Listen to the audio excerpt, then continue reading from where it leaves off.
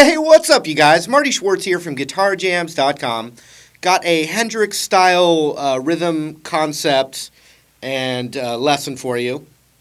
The concept comes from a DVD set that I made a while back that I'm actually running a sale on, and I'm going to pick 3 comments from this video to win that set. It's my rock, blues, rhythm revolution, so it's all different kinds of cool rhythm guitar techniques, and I think you really dig it. So you can check out what you could possibly win in that link down there, and I really appreciate you checking it out and giving me all that support. It's awesome. Thank you. But let's zoom in and going to break this concept down for you, and I think you'll get a lot out of it. I know it's helped me a lot. So enough of that. Let's zoom in and check it out. All right, so I've showed this Hendrix style rhythm idea before, but I'm going to go over it again, but then now add another dimension to it. So check it out. Any major bar chord with the root on the E string, like that, or like this. Or hey, oh, pick this one, right? Any one of those that's in a progression that you're playing, you can play that chord, or you can substitute or combine this little concept here. Check it out. So for G, you could go like this.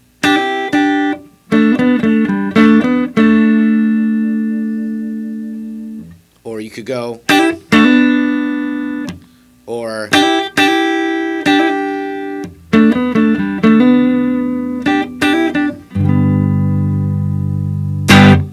Alright, so let me show you that concept first. But then, like I said, we're going to add a dimension to it. So you can think of this bar chord here.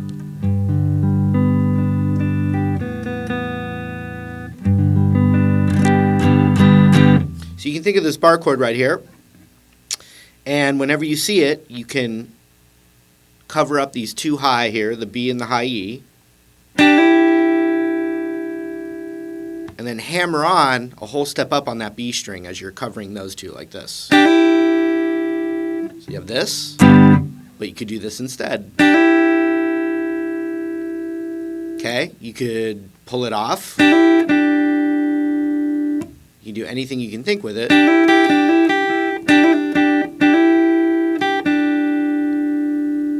Okay, so that's the first move. Okay, then middle finger is kind of how I track it, goes to that part of that chord. Okay, so look at that.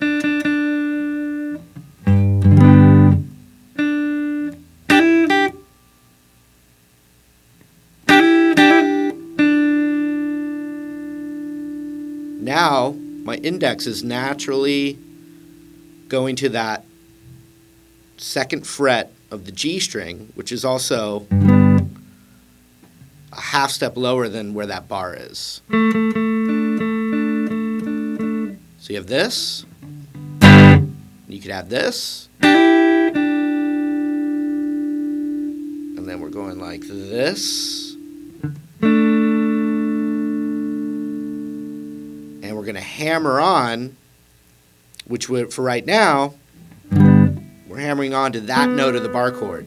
And for G, it happens to be the 4th fret of the G string. So we're holding this little thing, and then we just hammer that ring finger onto that 4th fret of the G string there.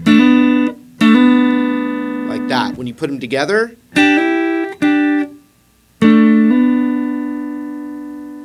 and those fingers that are being added can be pulled off and on in those clusters.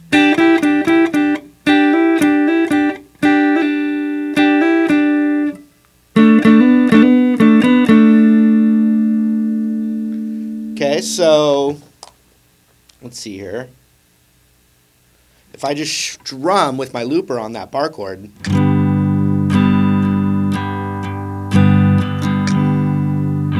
so now you can hear it, right? Now watch.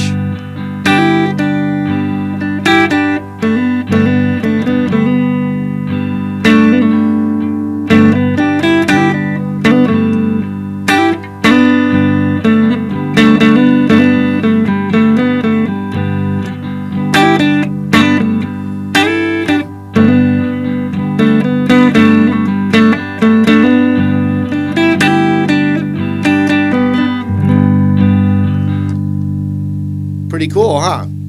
Pretty cool, huh? Anyway, I love that concept. So a few things that I added in there when I started improvising was from that same thing. This is a classic R&B thing. You can cover both of them like we were, and just hold down both of them, slide it up and back.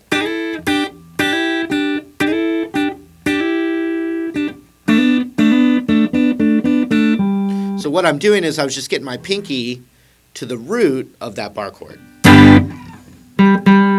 So it's a G note of a G chord.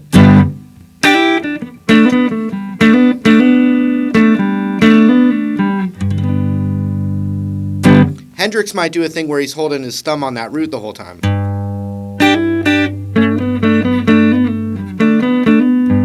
You know, so you can get that droning bass note.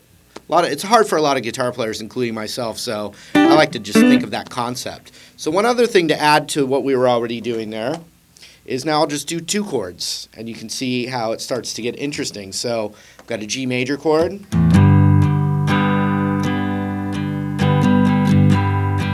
then I'm just going to go to C major, kind of standard 1-4 progression. Okay, now I'm going to let that loop.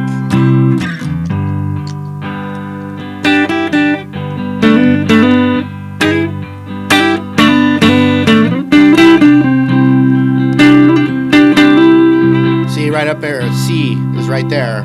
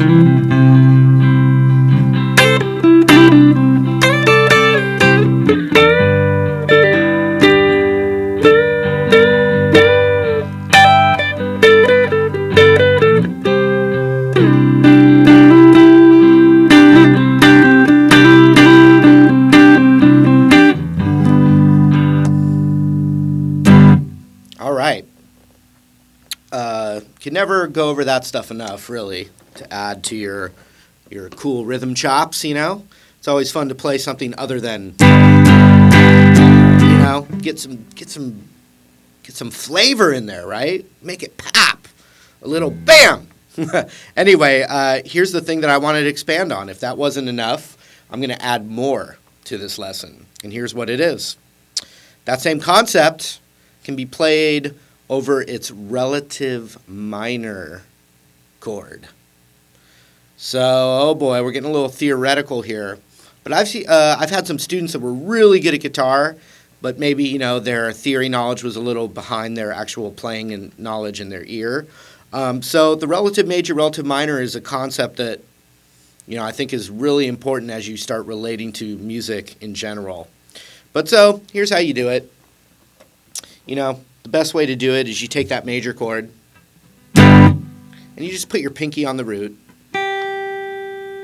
and then the minor third down, which right now it's actually the open E, because it would be like if this was a fret. So E. So that means that E minor is the relative minor to G major. I got some mail. Anyway, it's like the yin and yang. They're related to each other, okay? Let's do it with a different one where we don't have to use the open string. C major. Here's a C major. So I put my pinky on the root. It's also how I kind of teach you to plug in the major pentatonic. But so I put my pinky on that major root of C major. And if I want to know what the relative minor is, I go down to here. Oh, A minor. So watch this. The idea I was using for C major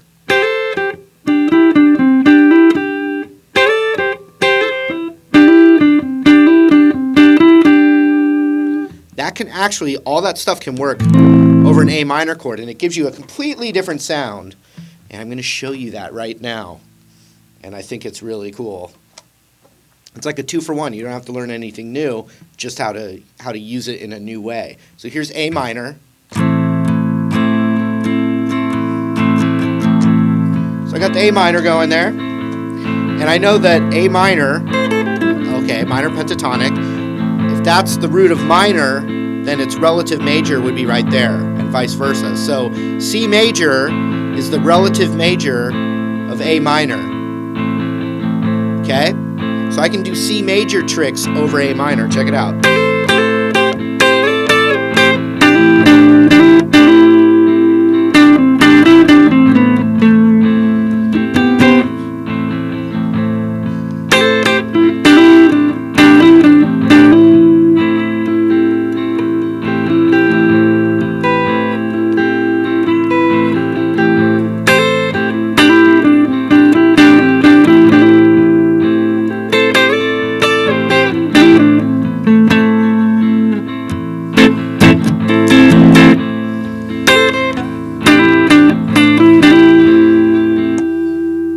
Okay, let's pick another one just so we can work on the concept a little bit. E minor is classic, but let's do B minor because we haven't been in that key yet in this lesson. So I'm going to strum a B minor chord, then I'll show you the thought process again. Here we go.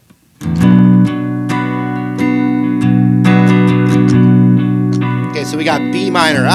What do I do? Well, minor chord, minor pentatonic. So there's the B note.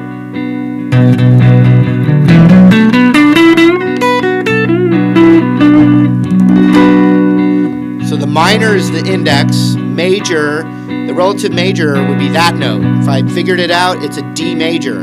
So that means D major tricks are going to work over B minor.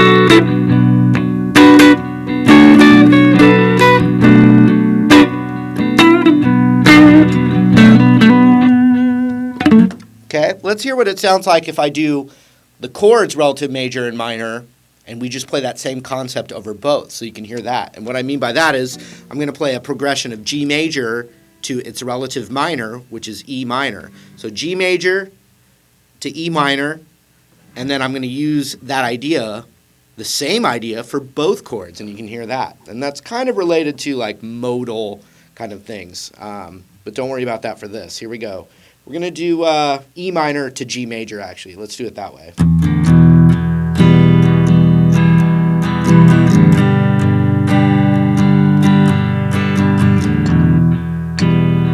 Okay, here we go.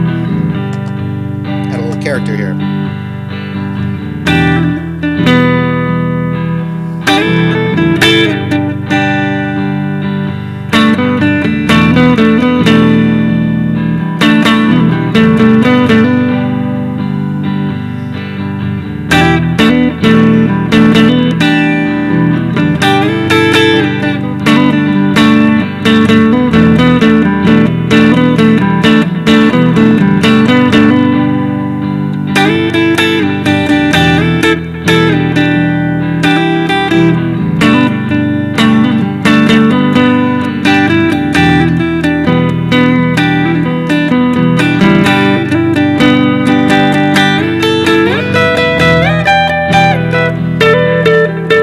Up an octave. So what I was doing there was basically it like sounded like a guitar solo, but I wasn't thinking a scale. That, you know, the notes came from a scale, but I was thinking of that concept, that little chordal concept that we started this lesson with.